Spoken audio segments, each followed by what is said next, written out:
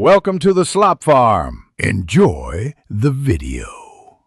You start now, unplug the Xbox Series X and remove all cables, then wait 5 minutes so residual power dissipates. This protects components.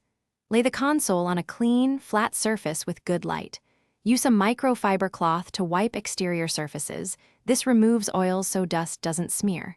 Keep a can of compressed air upright. Hold the nozzle 2-3 inches away. Once done, orient the vents so you know where to focus. Top and rear vents need the most attention. You now attack the interior dust without opening the case. Use short 1-2 second bursts of compressed air aimed into vents at a slight 10-15 degrees angle to dislodge dust. Make sure to keep the can upright to avoid propellant.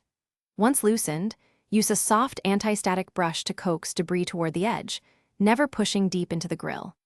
For sticky grime, lightly dampen a microfiber cloth or swab with 70% isopropyl and wipe gently. Avoid dripping liquid or spraying directly. You finish by re-inspecting every vent and port. If you still see dust, repeat short bursts of air and a gentle brush pass. Reconnect cables and power the console. Run a 5-minute idle test while listening for unusual fan noise or boot errors. If the system behaves normally, you're done. If the fan stays loud or errors persist, power cycle the unit and check for firmware updates. Sometimes software resets fan curves. If problems continue after that, consider professional service rather than prying the unit open yourself. Thanks for watching. Consider subscribing if we helped you today.